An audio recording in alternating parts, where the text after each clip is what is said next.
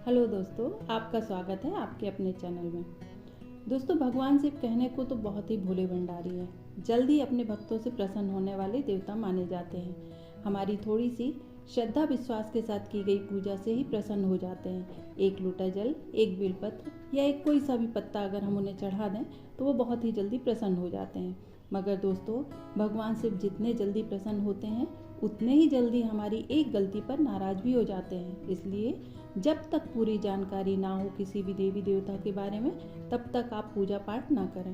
पहले जिस ईश्वर को आप मानते हैं उनके बारे में विधिवत पूरी जानकारी मालूम हो, तभी आप पूजा पाठ करें। कहते हैं ना, आदि अधूरा ज्ञान आपको मुश्किल में डाल सकता है।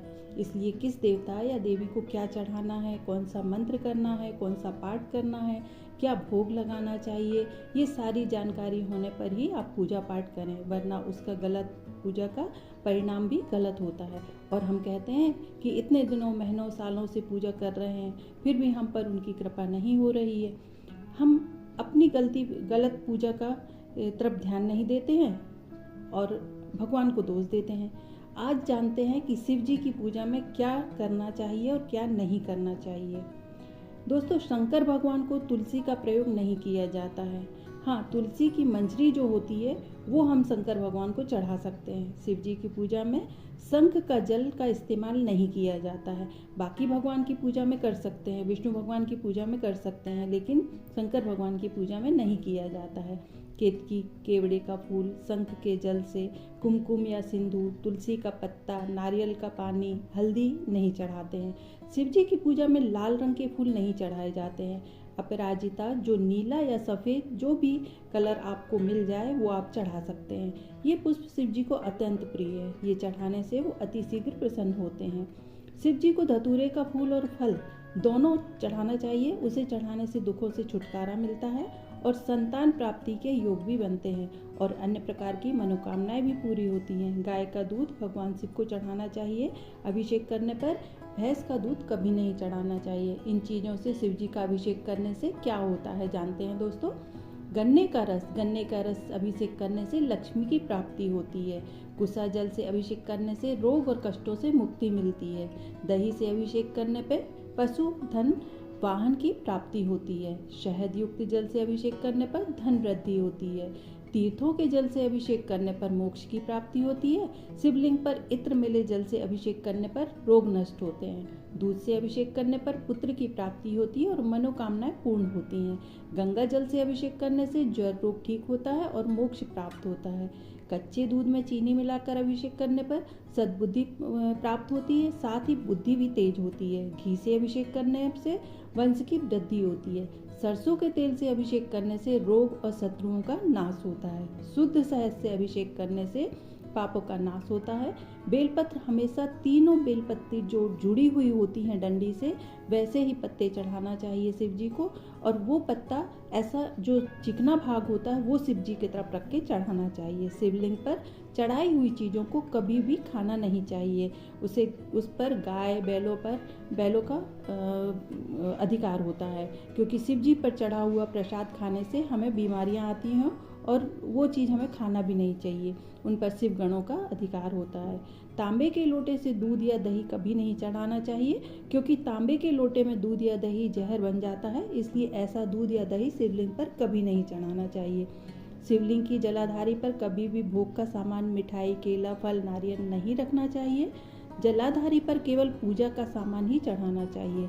जलाधारी पर प्रसाद सामग्री रखने से हमारे ऊपर भार बनता है। यदि हमारे बनते हुए कार्य हैं तो वो अटकने लगते हैं। अगर आप शिव जी से बेलपत्र चढ़ा रहे हैं तो बेलपत्र कटी फटी नहीं होना चाहिए। और अगर आप शिव जी पर चढ़ा हुआ बेलपत्र उठा रहे हैं या उनके ऊपर चढ़ा हुआ निर्माल उठा रहे हैं तो भगवान शिव से हाथ जोड़कर, झोली फैलाकर प्रार्थना करके उठाना चाहिए कि मुझे जिस भी बीमारी के निमित्त आप उठा रहे हैं तो उनसे बाबा से प्रार्थना करना चाहिए कि बाबा हमें आज्ञा दीजिए, हम ये औषधि के रूप में आपका बेलपत्र उठा रहे हैं या बेर उठा रहे हैं या जो भी चीज़ आप उठा रहे हैं औषधि के रूप में, तो उसे आप शिव जी से प्रार्थना करके ही उठाएं। शंकर भगवान पर चढ़ा जल नैनों पर, कंठ पर, मस्तिष्क पर जरूर लगाना चाहिए। जो जलहरी से जल बहता है उसे हम नैनों पर, कंठ पर और मस्तिष्क पर लगाना चाहिए। इससे 9 ग्रह परेशान जो हमें करते हैं उनसे शांति मिलती है। शिव जी पर ये चीज़ें नहीं चढ़ाना चाहिए। कटी हुई बेलपत्री, टूटे हुए चावल, भैंस का दूध ये हमें नहीं चढ़ाना चाहिए। और शिव जी पर क्या चढ़ाना चाहिए? जल, दूध, चीनी, केसर, इत्र, दही, देसी घी, चंदन, शहद, भांग।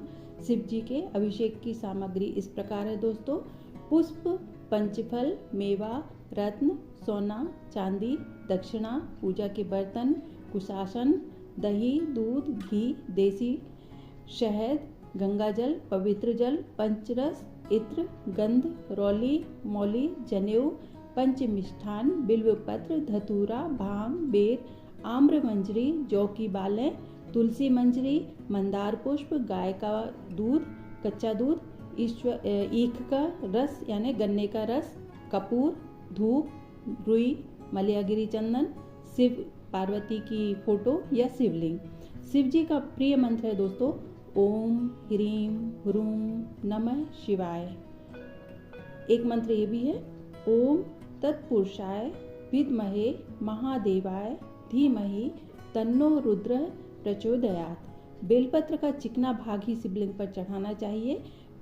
सेंगे चावल चढ़ाना चाहिए। इससे शिव जी के साथ साथ महालक्ष्मी की कृपा प्राप्त होती है। अरहर की दाल अरहर के पत्ते भी भोलेनाथ पर चढ़ाए जाते हैं, जिसमें जीवन में धन से संबंधी जो भी परेशानी हमारी होती है वो दूर होती है और धन समृद्धि की वृद्धि होती है।